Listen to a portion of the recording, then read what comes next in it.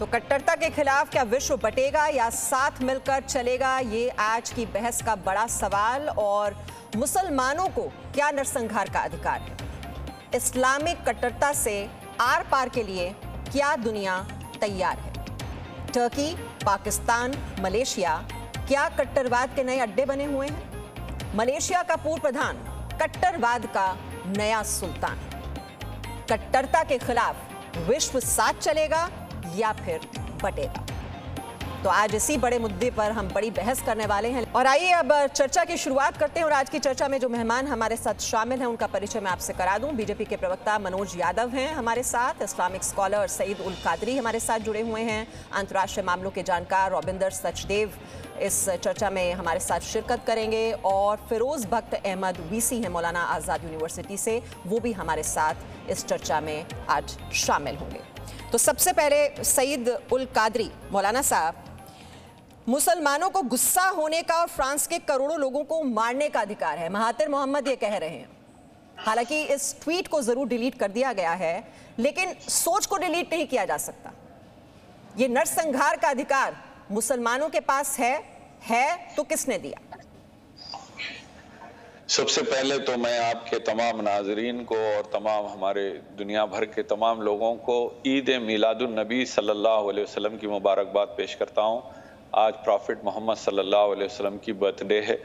इसके ज़रिए मैं तमाम आलम इंसान को ये पैगाम देता हूँ कि मोहम्मद रसूलुल्लाह सल्लल्लाहु अलैहि वसल्लम ने जो अमन का पैगाम दिया है उसको सब में उजागर करना चाहिए, और जो कोई किसी भी मजहबी पेशवा रहनुमा प्रॉफिट की शान में गुस्ताखी करता है उससे क़तई बर्दाश्त नहीं किया जाना चाहिए। और फ्रांस का सदर जिसको तैयब अर्दोगान ने कहा कि आपका दिमागी संतुलन बराबर नहीं है, उसका इलाज कराइए, तो उन्होंने अपने सफ़ीर को, अपने एम्बेसडर को तुर्की से बुला लिया।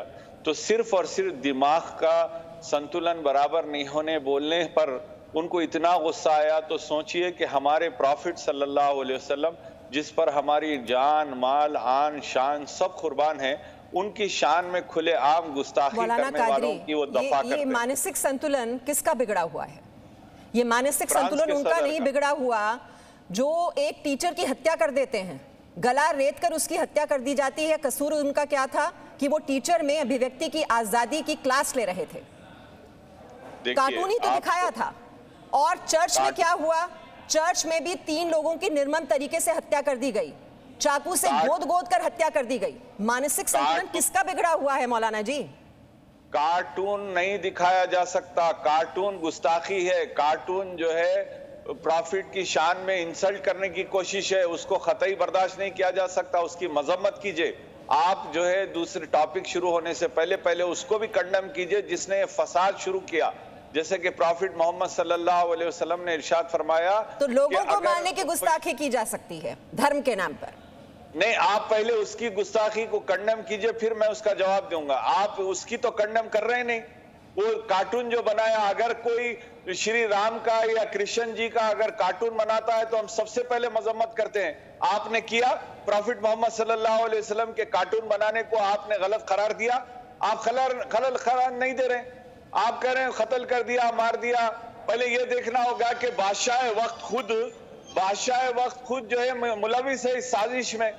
फ्रांस का जो सदर है वो खुद मुलविस है, वो अपने इलेक्शन के लिए मालूम नहीं वो जो मारे, जिस पर इल्जाम है वो आखिर मारा या नहीं मारा, उसको तो गोली मार दी गई। अब गवाह नहीं है, कोई सबूत नहीं है। फिरोज बख्त जी भी हमारे साथ हैं। फिरोज बख्त जी, ये निर्दोष लोगों का खून बहाकर अल्लाह को कैसे खुश किया जा सकता है?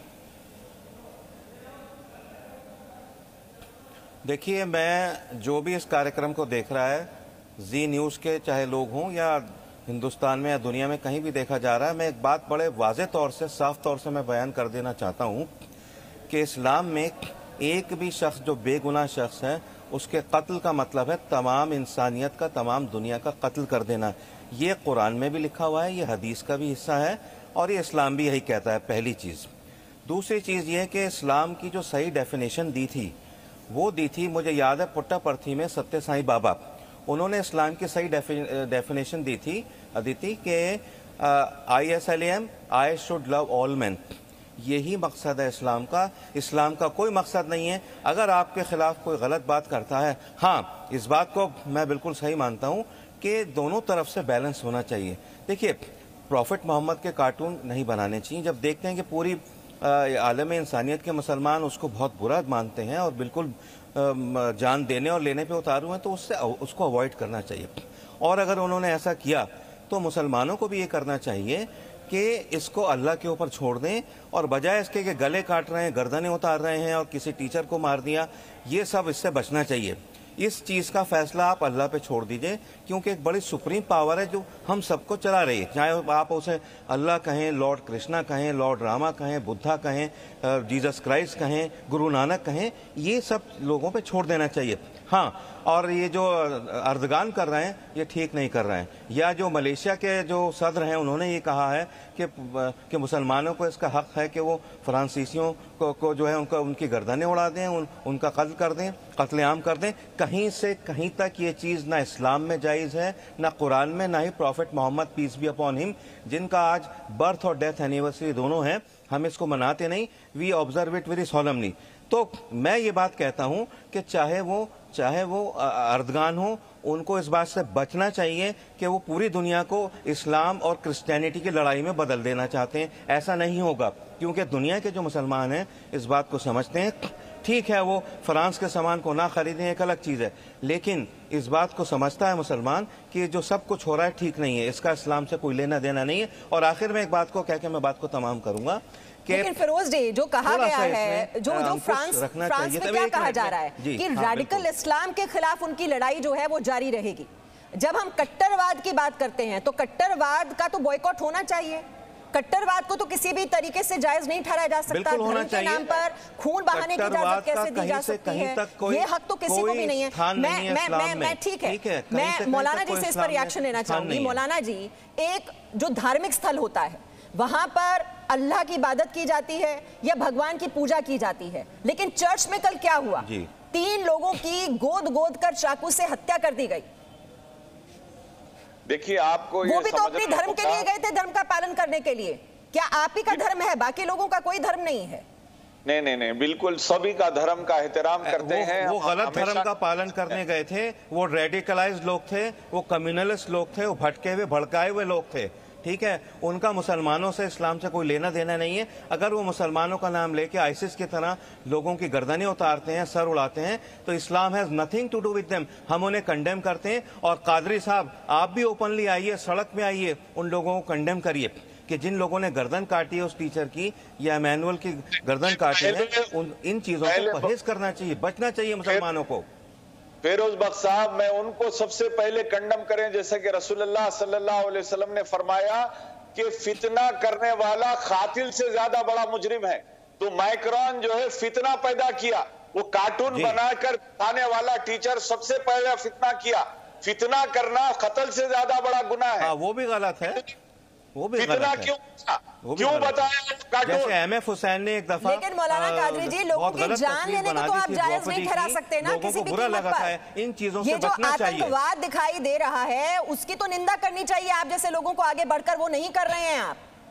आप निंदा कर रहे हैं ओवर रिएक्शन एक कार्टून बनाने को लेकर, लेकिन वहां पर टीचर की हत्या कर दी जाती है, गला रेत दिया जाता है उस टीचर का। कल चर्च में 3 लोगों की हत्या कर दी जाती है, उस पर आप आंखें बंद कर लेते हैं कि नहीं कार्टून बड़ा। ये धर्म बड़ा या इंसानियत बड़ी? आप इसको ओवर रिएक्शन कहकर आप खुद गुस्ताखी कर रहे हैं। आप किसी की जान नहीं ले सकते। हक बजानी भाई, एहतजाज होगा। कार्टून गलत है, मगर उसको अल्लाह पे छोड़ दीजिए, अल्लाह उसको सजा देगा। मैं और पैनलिस्ट को भी यहाँ पे शामिल करना चाहती हूँ। रविंदर सचदेव जी, मलेशिया, टर्की, पाकिस्तान जैसे देश, यहाँ कट्टरवाद के ऐसा लग रहा है जैसे नए अड्डे बन गए हैं। महातिर मोहम्मद का ये बयान, ये ट्वीट जिसमें सोच झलकती है, ये कट्टरवाद वाली जो सोच है, ये जो वायरस है, ये फैलता जा रहा है। बिल्कुल से मीमांसा जी, मैं 2-1 बातें कहूंगा, पर मैं एक बात कहूंगा जो आपका प्रश्न भी था। आपका इस शो के शुरू में आपने कहा था कि अब की बार क्या आर पार कट्टरवाद के खिलाफ दुनिया कर सकती है? मेरा जवाब, नहीं कर सकती दुनिया। सेकंड, क्यों नहीं कर सकती वो भी आपके प्रश्न में। अभी आपने बोला महातीर ने ट्वीट करा था, राइट, फिर ट्वीट डिलीट कर दिया। तो आप कह रही थी कि ट्वीट तो डिलीट कर सकते हैं पर सोच नहीं डिलीट कर सकते हैं, राइट? फंडामेंटल बात जो है वो सोच की है, और सोच कब बदलेगी? नहीं बदलेगी। सोच केवल तब बदलेगी जब जो बच्चे हैं स्कूल में आज की तारीख में 5 साल के, उनको respect for diversity, compassion, kindness, live and let live का कंपलसरी कोर्स होना चाहिए पूरी दुनिया में। बिले में मीमांसा जी आधा मिनट दीजिए मुझे। अभी जो लड़ाई होगी, ठीक है, मैक्रोन कुछ करेंगे, ये कुछ करेंगे, लड़ाई होगी, आर्मी लगा दो, पुलिस लगा दो, वो तो आज में आप कितना रोक लोगे? ठीक है, रोको, पर हो तो रही है सारी चीजें। दूसरी बात, यूनाइटेड नेशंस में ये वो पाकिस्तान से लड़ लो, आर्मीज कर लो, अभी तो जूझो जैसे भी उससे, राइट? बट आज से अगर 10 साल बाद हमें इस चीज को रिड्यूस करना है, तब भी जाएगी नहीं, पर रिड्यूस होगी वो तभी होगी जब आज की तारीख में जितने बच्चे स्कूलों में हैं पूरी दुनिया में, किसी भी मजहब के हों, उन्हें एक लिव एंड लेट लिव की फिलॉसफी का कंपलसरी कोर्स होना चाहिए। अदरवाइज ये वायरस नहीं जाएगा, ये बढ़ता जाएगा। ये तो ठीक है, लेकिन इसी बात को आगे बढ़ाते हो क्योंकि वक्त मेरे पास बहुत कम है और मनोज यादव जी के पास नहीं जा पाए हैं। बहुत ही संक्षेप में मनोज यादव जी, ये फ्रांस के उत्पादों के बहिष्कार की मांग तो उठ रही है, लेकिन आतंकवाद और कट्टरवाद के बहिष्कार की मांग क्यों नहीं उठाई जा रही है? सवाल तो ये बड़ा है। देखिए, सवाल सबसे बड़ा यह है कि जो जिहादी और आतंकी मानसिकता के लोग हैं, वो उसकी वजह से आज मानवता खतरे में है। मानवता खतरे में है। जिस तरह से एक शिक्षक को, और कल आपने देखा किस तरह से उस महिला को चाकू से गोंद गोंद कर मार दिया गया, उनका गला रेत दिया गया, ये कहीं ना कहीं कट्टरपंथ की निशानी है। और कट्टरपंथ जिस तरह से हावी हो रहा है और उसके सिरमौर बन करके पाकिस्तान, मलेशिया और तुर्की में होड़ लगी हुई है कि इस कट्टरपंथ का सिरमौर कौन बने। आप देखिए जिस तरह से तुर्की के राष्ट्रपति ने बहिष्कार की अपील की, और यहां तक कि पार्लियामेंट, पाकिस्तान की पार्लियामेंट के अंदर ये प्रस्ताव पास किया कि वहां पर हम लोग एम्बेसडर नहीं भेजेंगे। बहरहाल उनका एम्बेसडर वहां था ही नहीं, उनको ज्ञान ही नहीं था इस बात का। तो ये जो सोच चल रही है, सोच क्या है? जिहादी मानसिकता की सोच है, और उसको बढ़ावा कौन दे रहे? सऊदी अरब, तुर्की, पाकिस्तान, बांग्लादेश में विरोध प्रदर्शन हो रहे। यहां तक कि भारत के अंदर कादरी जी बैठ करके बड़ी बड़ी बात कर रहे हैं। मैं इनको ये बता देता हूं कि जेएनयू के अंदर महिषासुर दिवस बनता है, एमएफ हुसैन हमारे नग्न देवी देवताओं की तस्वीरें बनाते हैं, तो ये फ्रीडम ऑफ स्पीच की दुहाई देते हैं। लेकिन आप देखिए एएमयू के अंदर भी प्रदर्शन हुआ है। मैक्रो की कब्र खुदे की एएमयू की छाती पर, बात जो हम कहना चाहते हैं वो ये है कि धर्म के पालन करने की आजादी आपके पास जरूर है, लेकिन दूसरे धर्म को कमतर आंकना और या धर्म के नाम पर किसी की जान लेने का अधिकार किसी के पास नहीं है, उसको जायज किसी भी कीमत पर नहीं ठहराया जा सकता। बहुत बहुत शुक्रिया सभी मेहमानों का आज की चर्चा में शामिल होने के लिए। Presenting B News app available on Google Play and App Store. Download it now.